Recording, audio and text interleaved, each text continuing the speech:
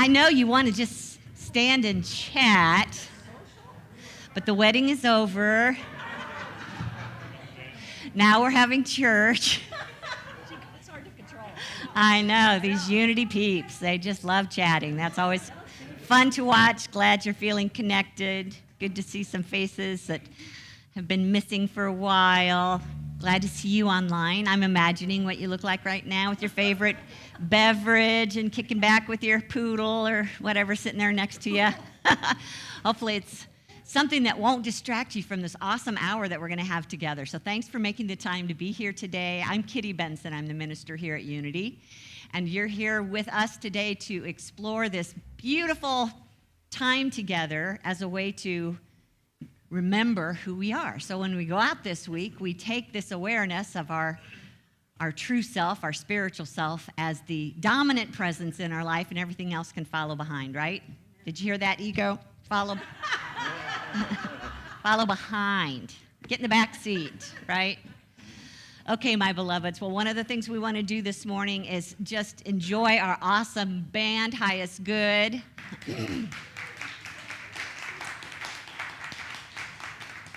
And it's our chance for them to lighten our spirits and remind us again of that truth of our being. What are we singing today? Head to heart to hands. Pay attention to this one because it's probably going to tie in with what I'm talking about this morning. So yeah, it's all for the good. Now, if you like to stand when you're singing, now's the time. You can stay seated if that feels better. Whatever you want to do at home, we're not watching that closely. Let's sing. All right. Good morning, everyone. Are you ready to sing? Wow. John, that is some kind of enthusiasm. Let's all be as enthusiastic as Don. Are you ready to sing?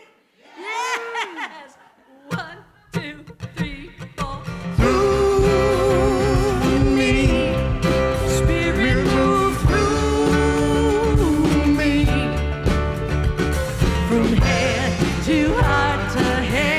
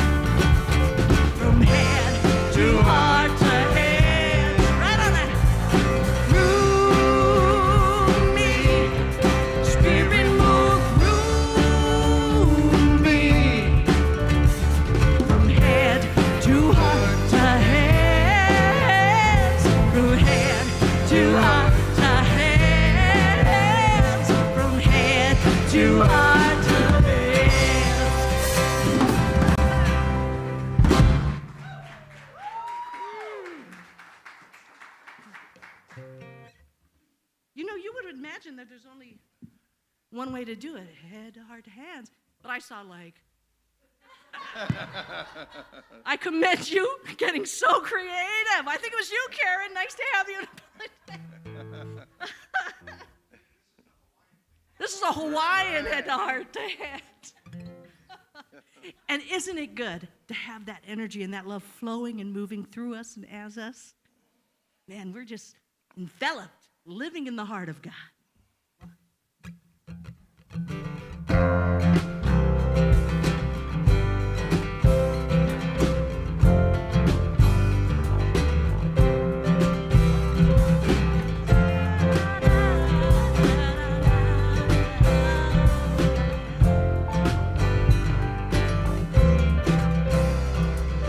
Nothing is ever lost, and we are not forgotten. We are living in the heart of God. Nothing is ever lost, and we are not forgotten. We are living in the heart of God. Yes, we are living. We are living. We are living in the heart of God. Yes, we are. We are living. We are living. We are living in the heart of God. Nothing is ever lost, and we are not forgotten. We are loving in the heart of God. Well, nothing is ever lost, and we are not forgotten. We are loving in the heart of God. We are loving. We are loving. We are loving in the heart of God. We are loving. We are loving. We are loving in the heart of God. God is real. God is magnificent. God is light. God is love. God is real. God is magnificent. God is light. God is, and declare it, I am real. I am magnificent. I am light. I am love. I am real. I am magnificent. I am light. And I look to your neighbor and say, you are real. You are magnificent. You are light. And you are love. You are real. You are magnificent. You are light. And you are love. Nothing is ever lost, and we are not forgotten. We are giving in the heart of God. Oh, nothing is ever lost, and we are not forgotten. We are giving in the heart of God. We are giving. We are giving. We are giving. We are giving in the heart of God. Oh, yes, we are. We are giving. We are giving. We are giving in the heart of God. We are giving in the heart of God. Declare with me. We are giving in the heart of God.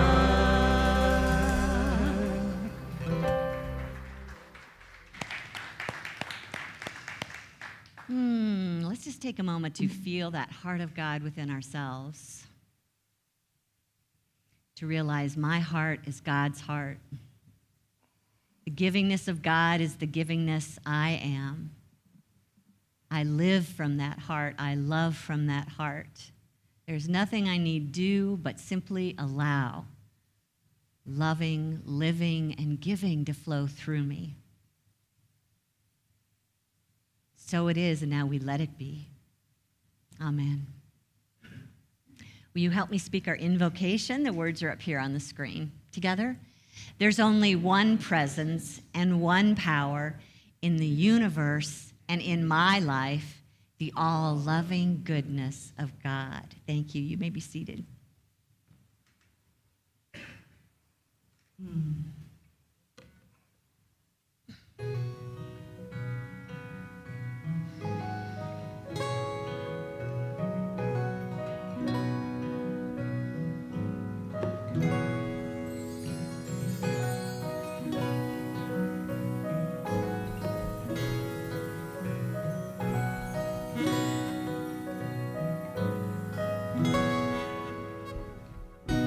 I accept my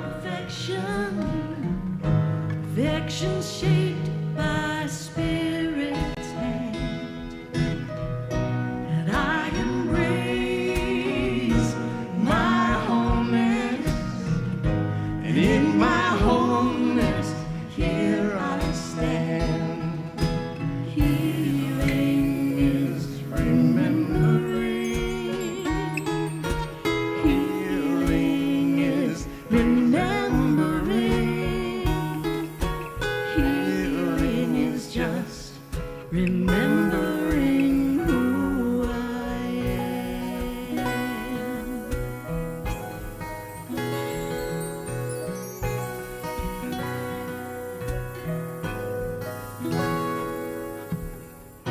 And I accept my perfection shaped by Spirit's hand. I embrace my wholeness, and in my wholeness here I stand. Healing is remembering. Healing is remembering. Healing is just remembering who I am.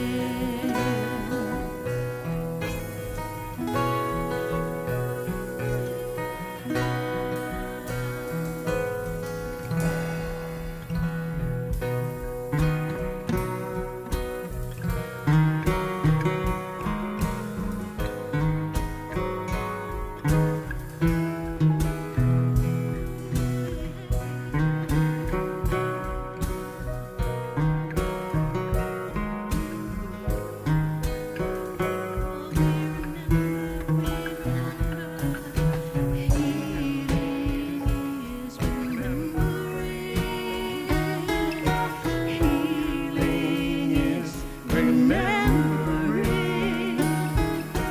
Healing is just remembering who I am. Healing is remembering. Healing is remembering. Healing is just remembering who I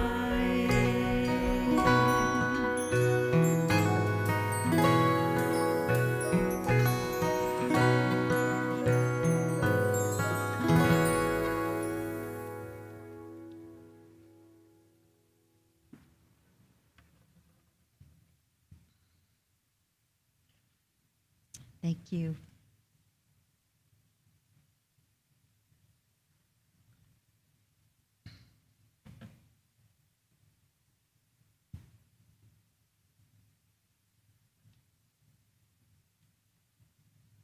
Rearranging after the wedding.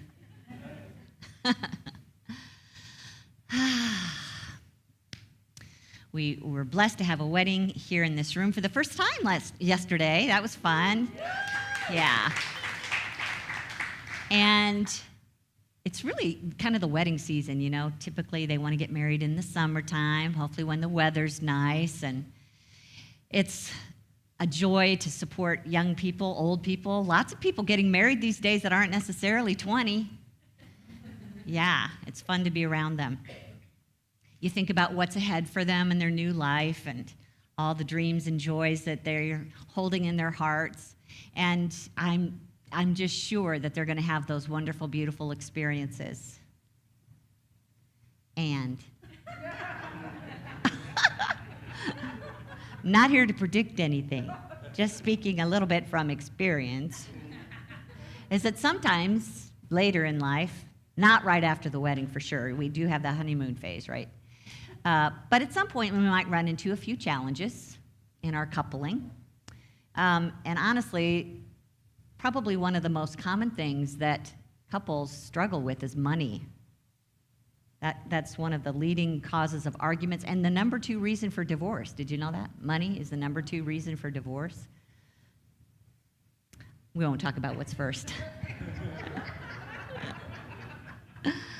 But it's common, when you're a couple, that you each have different ways of handling your money. Some of us are spenders and some of us are savers, right? I have this picture of, somebody's laughing like, yes, I am that. Some of us struggle with living beyond our means. It's just can't seem to help ourselves. But that winds up with a lot of debt. Sometimes we can't get out of that debt, ruins our credit rating. That creates stress on the marriage.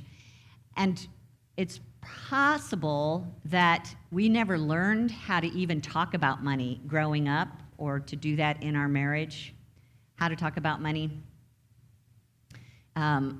Here's what I learned about money growing up. Me at the department store with my mom. Mom at the cash register paying for my new Easter dress and my new Easter shoes and my new Easter hat, back in the day when they used to do that. And here's my mom. Poor daddy. That's what I remember about how you handle money. You spend it, but then you say, poor daddy. So, you know what? It's not just married couples that have issues with money. We all have an opportunity to deal with money in our lives and get over a hump or deal with the stress of it, especially right now. Have you looked at what's going on in our country right now when it comes to money? Just in 1 week of news, not that I try and listen to the news regularly, but this tells you how much of it is happening right now, that major bank stocks plunged. There's a 9% increase in inflation now. There's a 10% decrease in the stock market since the beginning of this year.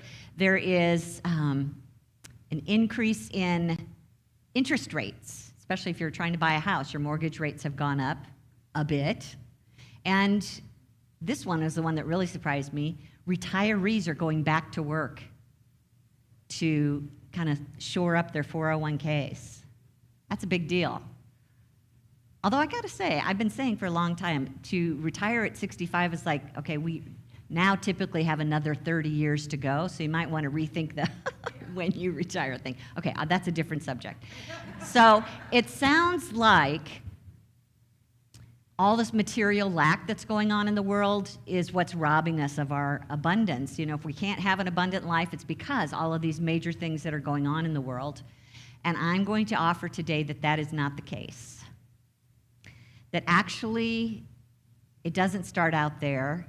How we experience money is how we experience money in here first.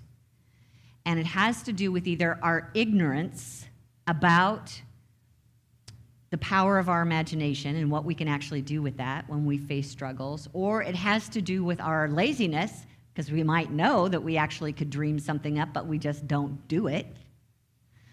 And for most of it's our negative beliefs about money that we've been carrying around for a long time in our life.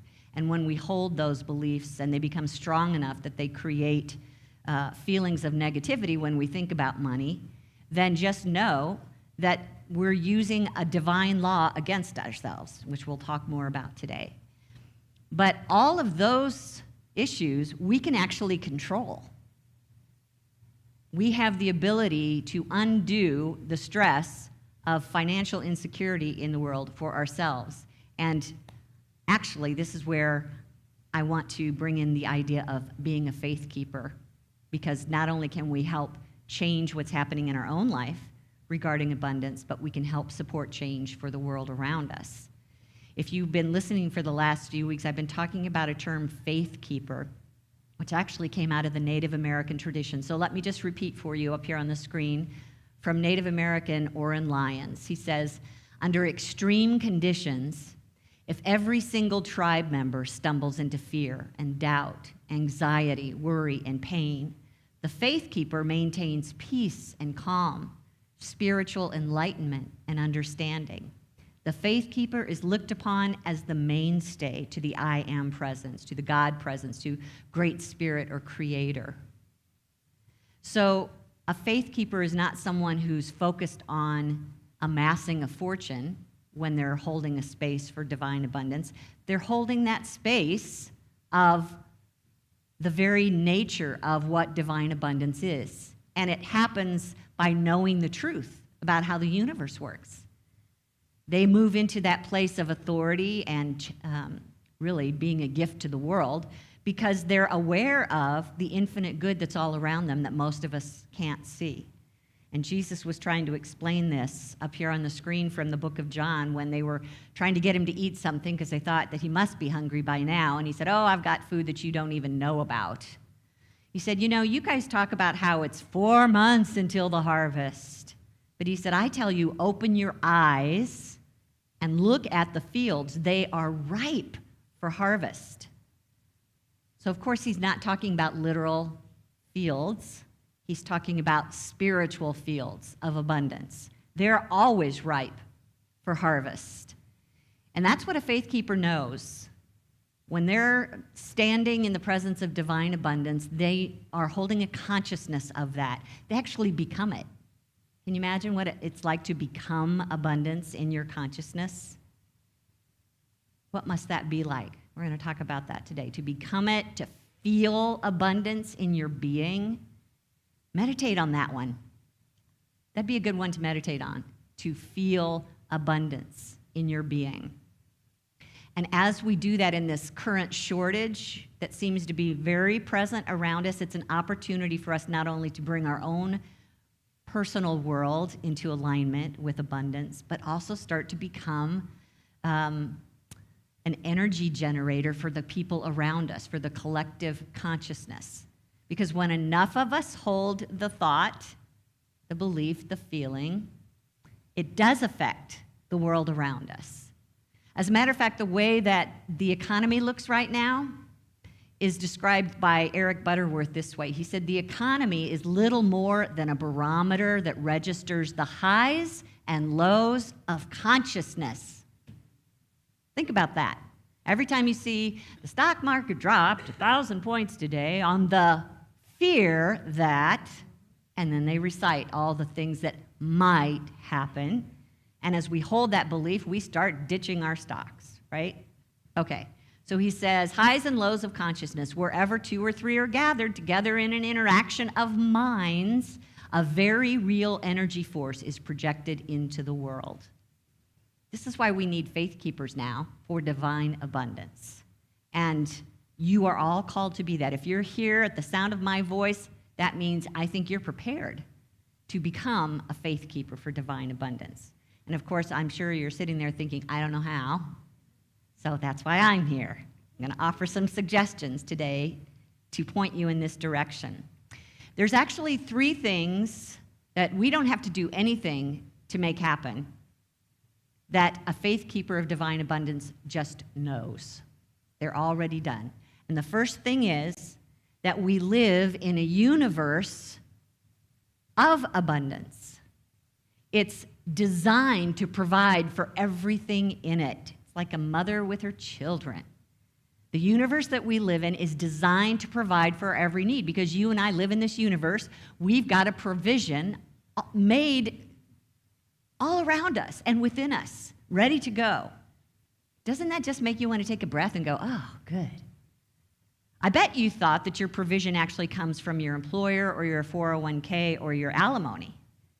No, it comes from an all-loving universe that provides your good. And that's what a faith keeper knows. It knows, first of all, the omniscience of God, which is the all-knowing, the all-wisdom, the one mind. Because we know that to experience abundance, we need some instruction, right? Well, guess what? That divine wisdom has already got it and is already offering it to us. So we open up to that. That's what a faith keeper does. We stay open to that inner wisdom. And we also know that the omnipotence of God is the one power in the universe that's designed to work everything out for good. Its nature is love. That must make you feel good. It's like knowing that somebody's got your back all the time and that you don't have to have all the details about how to make this work. You just simply give thanks for the one power that's working for your good and everybody else's. And it's not preferential treatment. It's treat everyone the same. God's sun rises on the evil and the good. It's constantly giving of itself to all of us. So that is something that we don't have to worry about. We live in a universe of all provision. I live in a universe of all provision. Will you say that with me?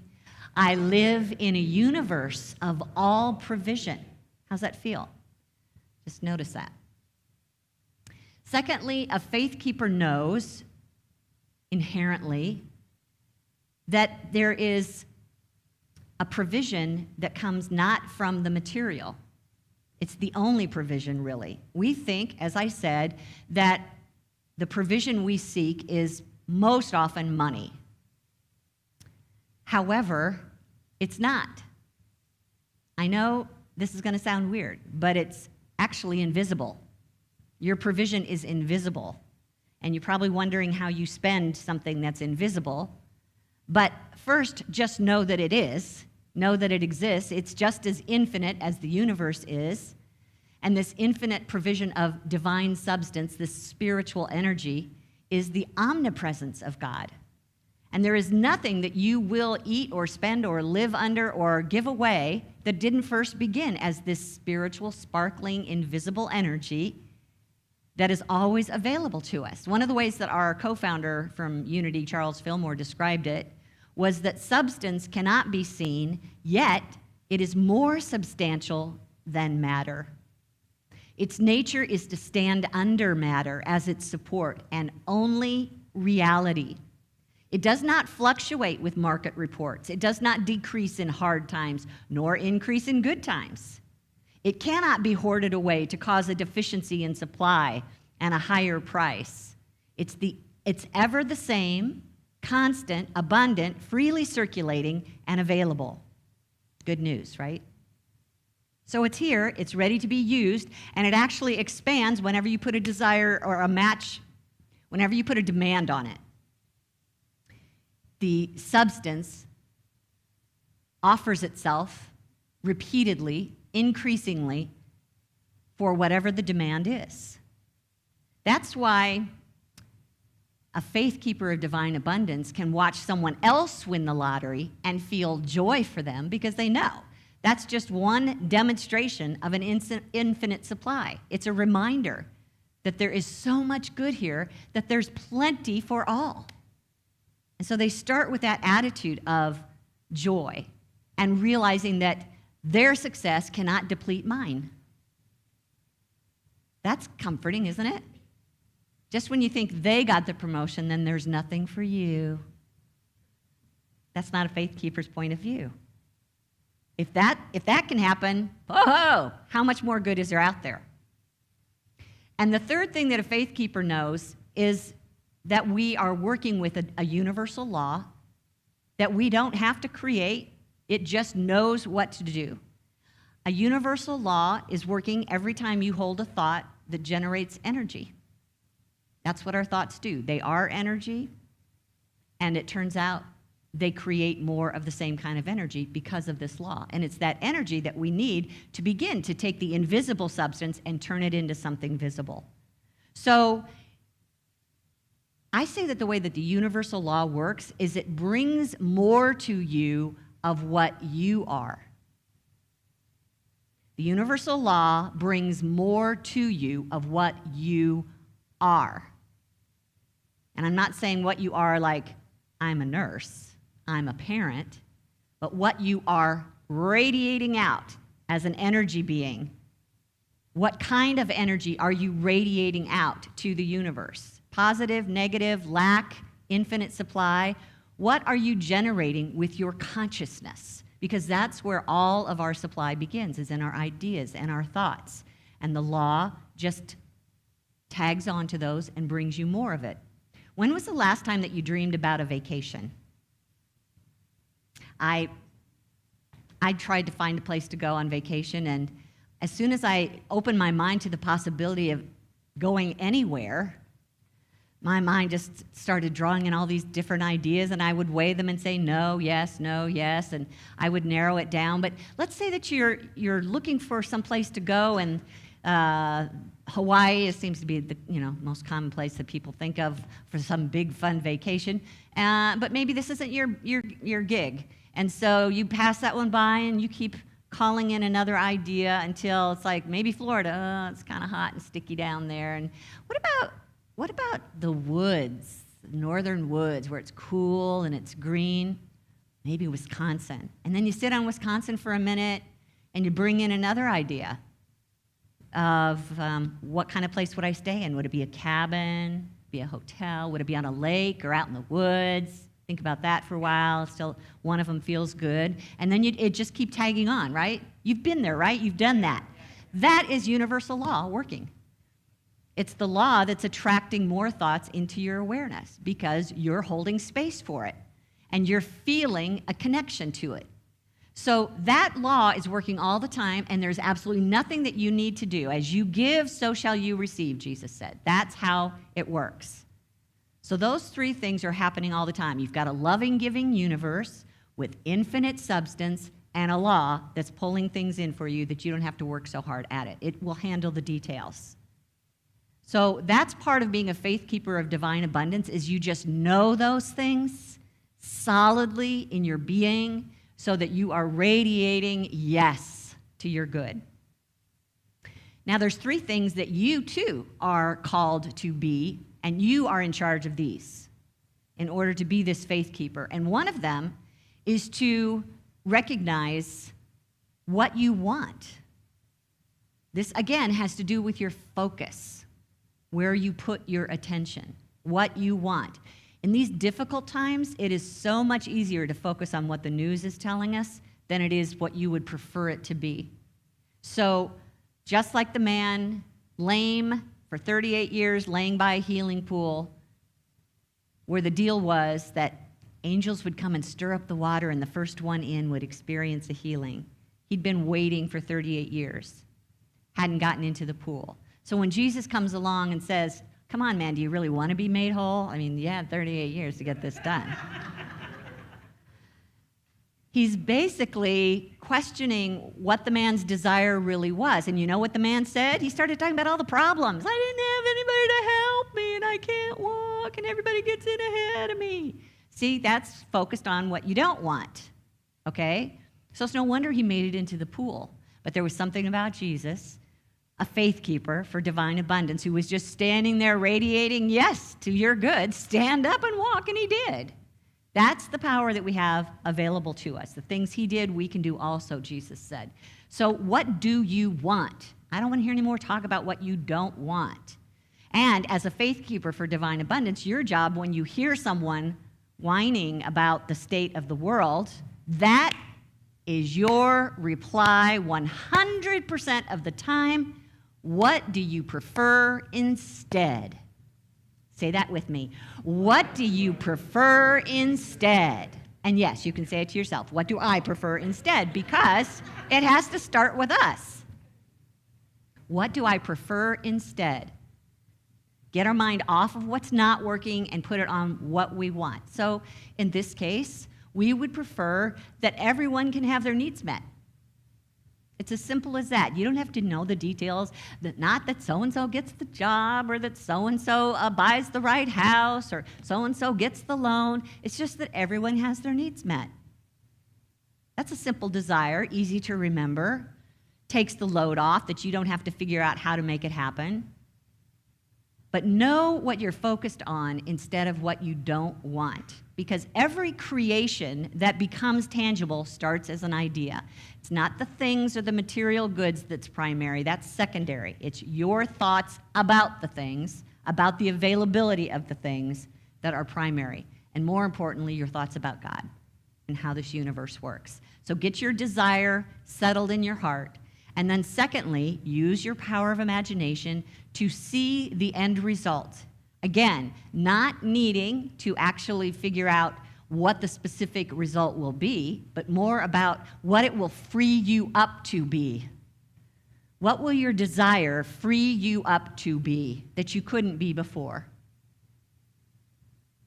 Just picture yourself going through life with ease and joy, and every time you turn a corner, it's something that allows you to be who you want to be. Picture your day going in such a way that you're just constantly revealing God's infinite good. You're knowing that the universe is giving, and you're gratefully and joyfully receiving from this universe. Use that picturing power, seeing the end result of who you are, in order for your feelings to start sprouting up, because that's the third state, is paying attention to what you feel. Did anybody see any of the Harry Potter movies? So you kind of know what I'm talking about? Oh, dear. Well, okay, I'll just explain it in such a way that it doesn't matter whether you saw it or not. So imagine that there's children that are born with magical powers, and they all wind up in a school together. And it's like any other school. They got football, only it's called Quidditch, and they fly on brooms. And one of the boys, Harry Potter, was just awarded a little bottle called Liquid Luck because he did so good in a certain class. And if you drink this Liquid Luck, then for the next several hours, everything you put your hand to is going to turn out fantastically. And his best friend was just chosen as, it's like the goalie of Quidditch, and he's terrified to go out and play his first game. And so Harry feels so bad for him that he takes his Liquid Luck and he pours it into his friend's cup and has him drink it. He's so excited. Ron is so excited. He just knows that now that he's got Liquid Luck in him, everything is going to go perfectly. He's so excited to get out there on the field and take the game. And of course he does. He's fantastic at his job. He wins the game for the whole team. He's celebrated afterwards. But then we learn, it turns out, Harry never poured the Liquid Luck in his cup. He just pretended to pour it in. And yet, Ron became that desired person. He believed that he had the power to do it. And that ended up expressing in his life. His feelings before he ever got on his broom was, I've got this. I feel so good. I'm so excited. And off he went. Those feelings tell you where your belief is. So pay attention to what your feelings are saying. What you want to do is get to a picture in your mind of the end result until you feel relaxed about it. Or you don't even think about it at all anymore. It's a non-issue. It's a done deal kind of thing. Get to that picture until you actually are in this allowing state of consciousness, and change will come as your frequency, your vibration shifts to align with the change that you're seeking. That's how it begins, is shifting in your own beingness. So a faith keeper knows not only to notice feelings, but kind of manipulate thoughts and pictures until they generate the kinds of feelings that we need in order to live in abundance. So that means starting from an attitude of love for everyone involved, starting from an attitude of, I am worthy of abundance, and so are you, starting from a feeling of confidence that this is provided for, starting from a feeling of gratitude and joy, just having this creative opportunity. Keep checking in with your feelings until you can actually see that your feelings agree with this desire of your heart. And now you are radiating, and you've raised your consciousness, your energy, to the place where your spirit dwells, one with God. Everything you need from this point on, information, wisdom, guidance, resources, you're in line with, you're on the right path to. Just keep in mind that our path of abundance is an emotional path. But we have to make sure it's the positive emotion, because the negative emotion means we're going the other way. And it doesn't have to be a struggle. I think this is what Jesus was saying when he was talking in the book of Matthew. Walk with me and work with me and watch how I do it. Learn the unforced rhythms of grace. I won't lay anything heavy or ill-fitting on you. Keep company with me. You'll learn to live freely and lightly. So this process of creation, of abundance, living in that realm, is about aligning with Spirit, not struggling against what is. And the thing is that the faith keeper knows this process we've been describing can be used against us just as it can be used for us. Darn.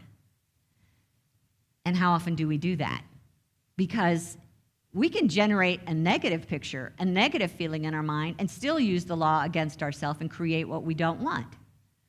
So what Esther Hicks says about this on the screen, she says, sometimes even though you're asking for a specific desire, you're actually moving further from it. You think you're asking for what you do want, but your request is actually being made from your awareness of its absence. So an example of that is that you're seeking basically just to be able to pay your bills at the end of the month comfortably. And your thoughts about that are, haven't been able to so far, haven't really made enough money to be able to do it in the past, and now that prices are going up so high, it's really going to be hard.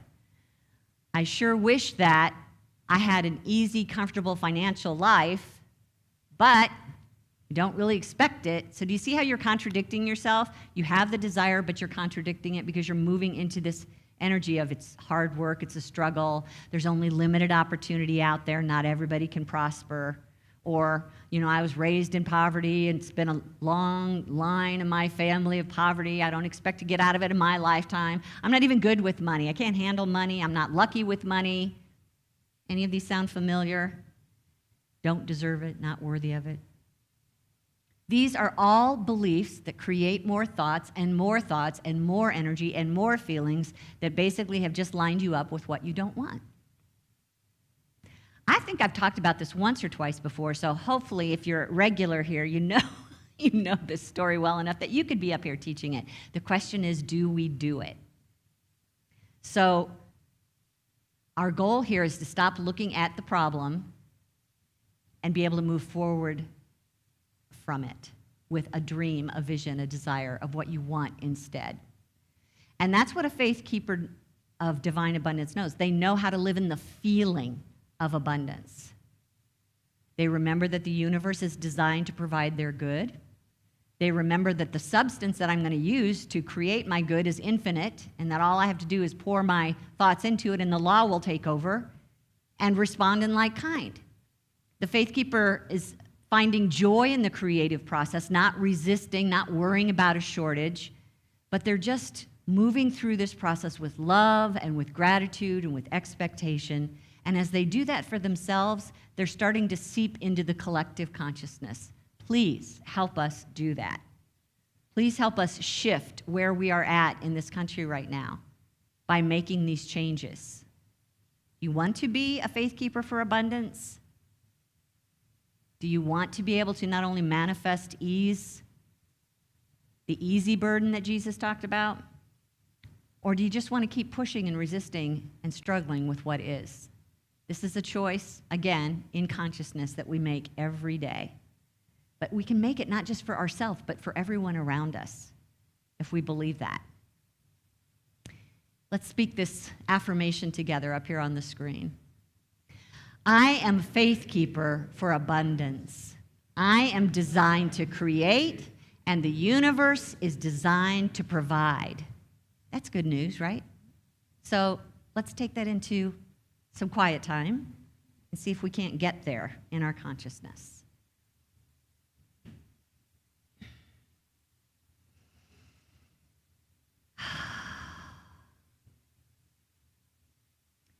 This is our time where we use our powers of thought and imagination and feeling. So I'll just invite you to turn your thoughts away from the room that you're in and point your focus inward to your heart.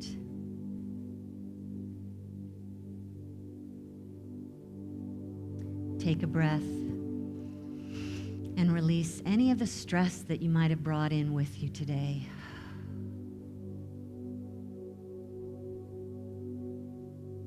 breathe in peace. Release tension.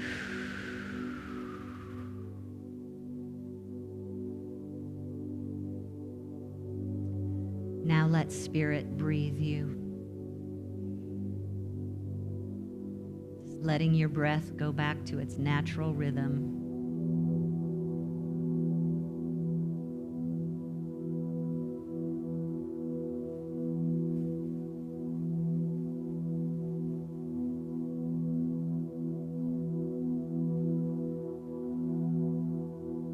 Realize that your body is breathing and living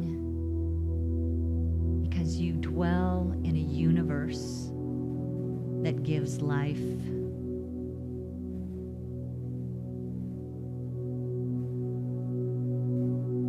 The omnipresence of God gives life, and I allow.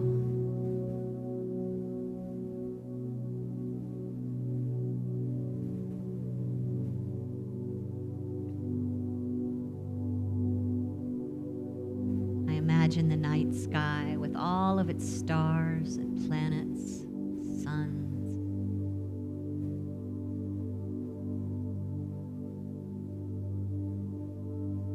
They are proof of this loving, giving universe that from nothing came all that is.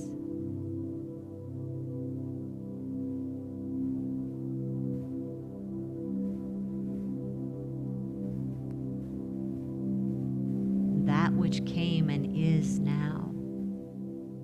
The stars, this planet, my body, my belongings,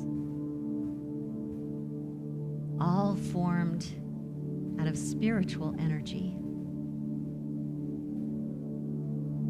which never ends.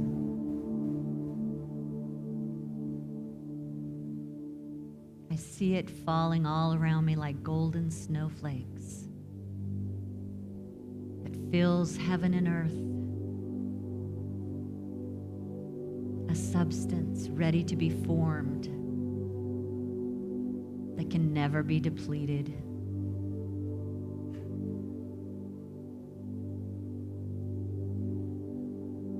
Everything that I've used in the past, the chair that I'm sitting on now, that which I seek to create in the future, all formed from divine substance.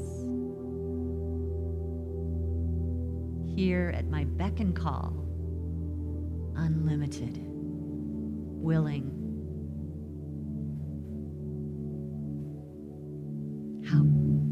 How good that feels.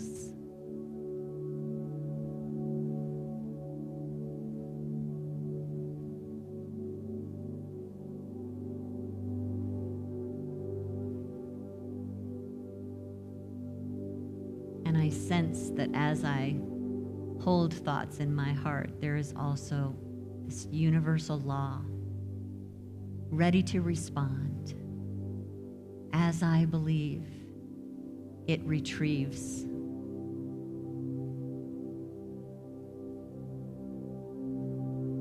I don't need to know the details. I give thanks for this law, designed to provide my daily bread. What a relief.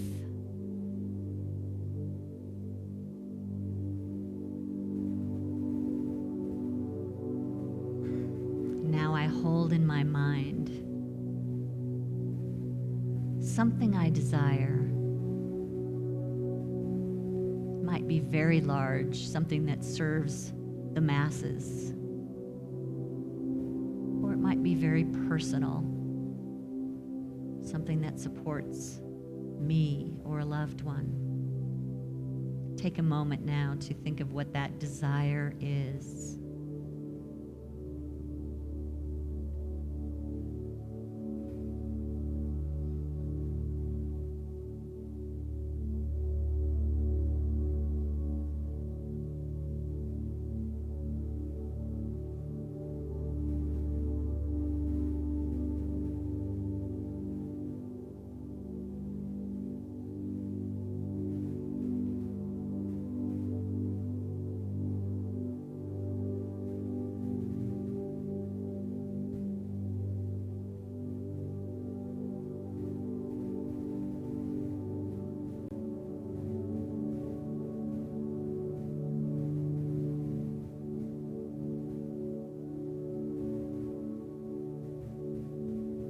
something that is for good and comes from good.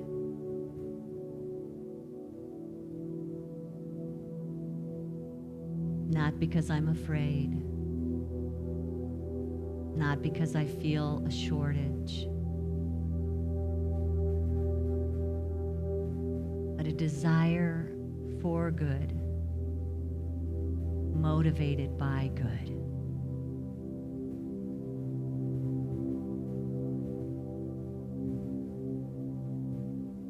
And as I behold that desire in my heart, I picture it already done. I see how I'm changed by it.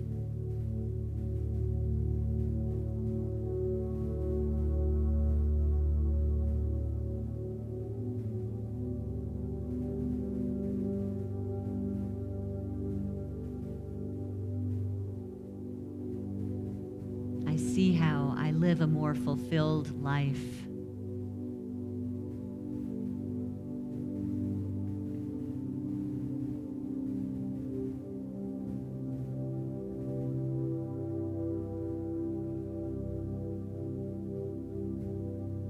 I see the good that it brings, not just to me, but to others.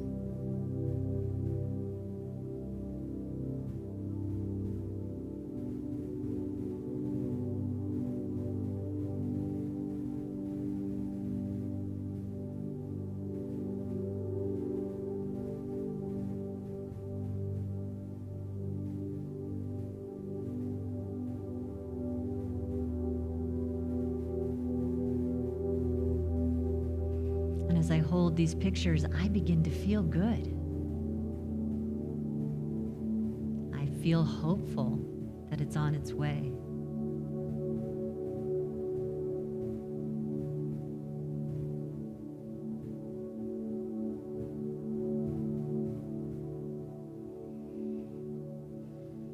I feel grateful that the universe is providing.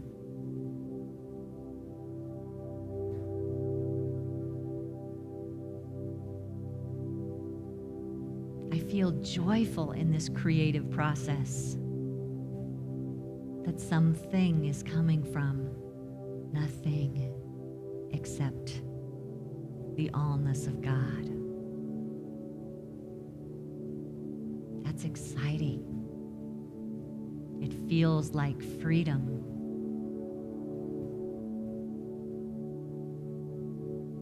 I feel comfortable and generous and willing to be a presence of yes to the world around me.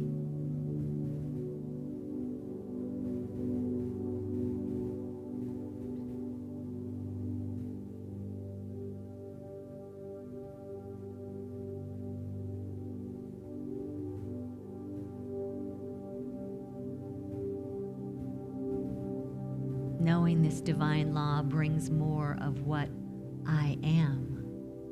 I stand in the truth of that and know that I am abundance. I am infinite good.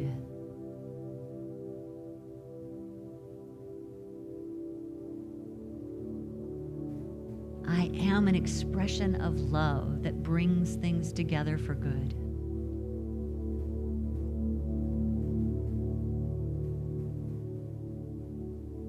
For I am a channel for a universe that seeks to supply with infinite substance. I am a radiant, attracting being for divine abundance. I become it, I experience it, and I express it for the world around me. And I am grateful. This is the truth of my being. And now I joyfully let it be. Amen.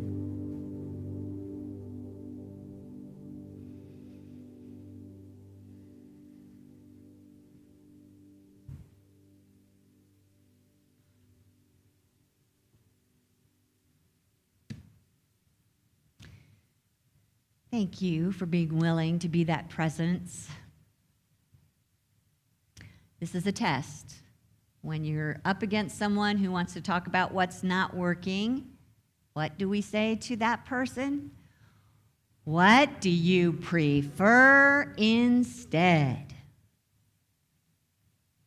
Ask that of yourself first when you catch yourself.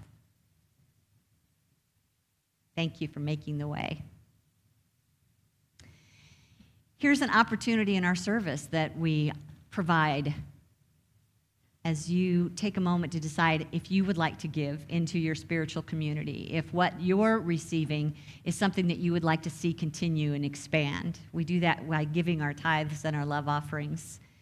And it's a chance for us to do this both in the room and online. If you're an online attendee, you're an online giver probably.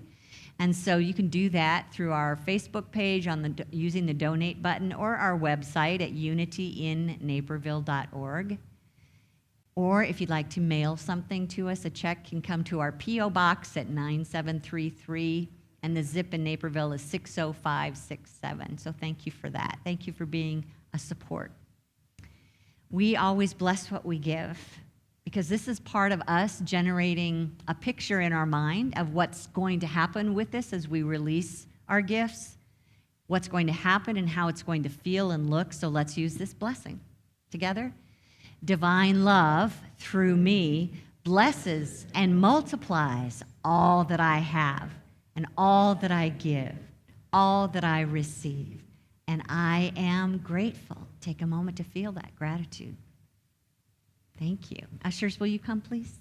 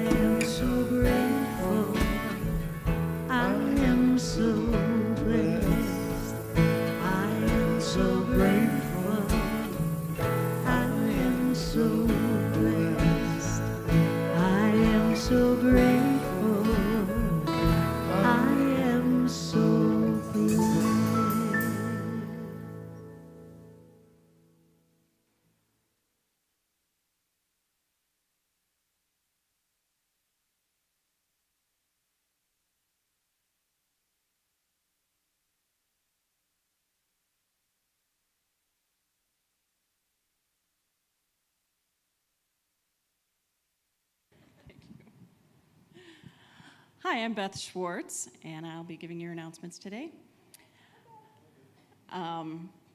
If you're joining us for the first time, welcome. We're so glad you're here. If you want to learn more about what's happening here at Unity, sign up in our weekly e-news, or for Kitty's twice monthly New Thoughts homepage or email that goes out. And you can sign up on our homepage at unityinnaperville.org, or you can send an email to admin@unityinnaperville.org.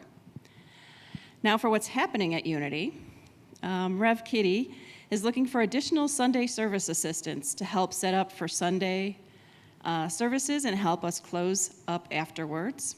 Dates are flexible, training's provided. So if you want to email or text Rev Kitty for more information or to volunteer for the team.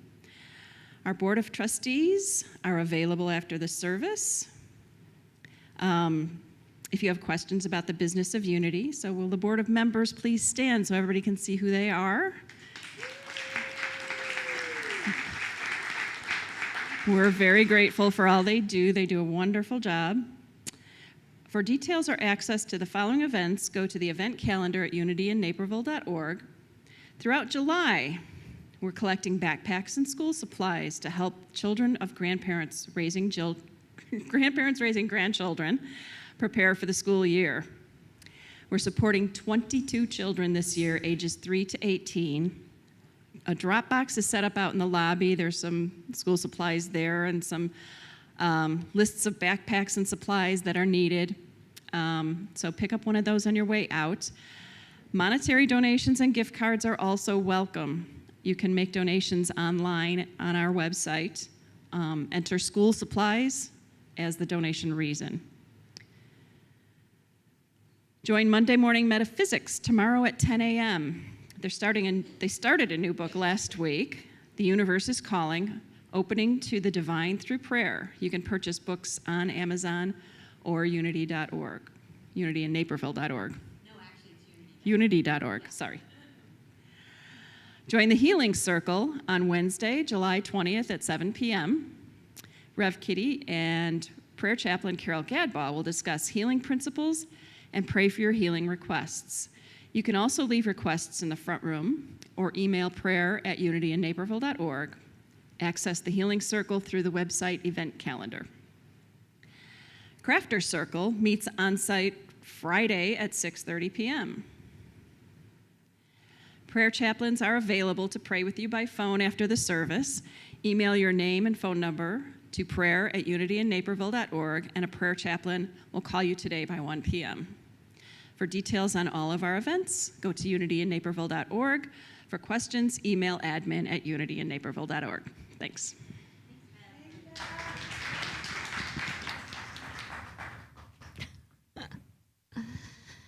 So I just wanted to do one thing that wasn't planned. Jeff, will you come up here? Many of you know Jeff Benoit, who served on the board and served in about 1,000 ways here at Unity in Naperville.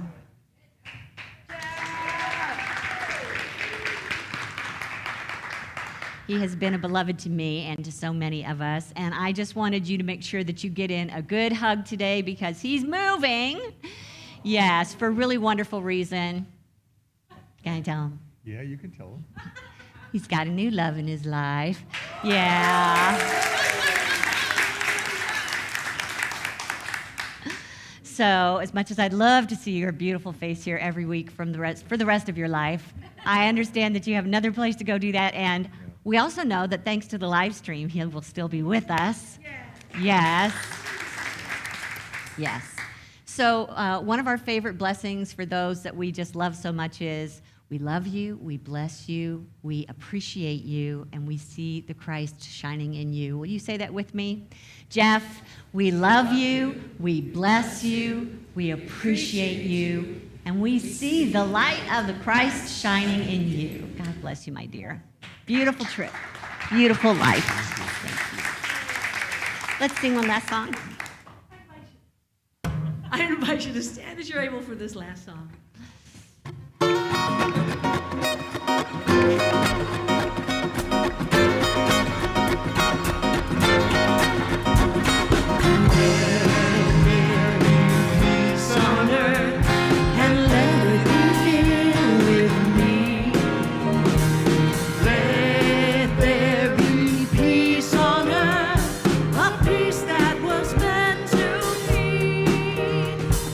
God as creator, family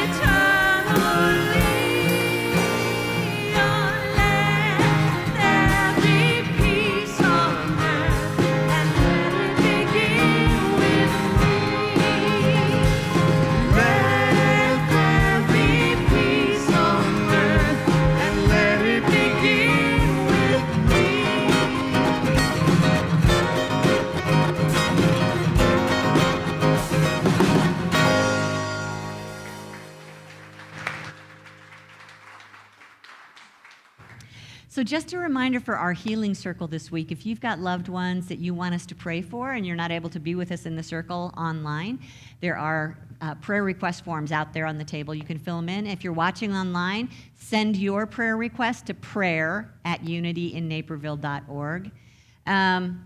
If you wouldn't mind picking up a backpack this week, for older kids especially, because we've got some of the younger ones, but just make sure that all ages are taken care of with your supplies. We'd so appreciate it. I just feel like there's something else, but maybe it'll come to me, like as you're walking out the door. How about if we say our closing affirmation together?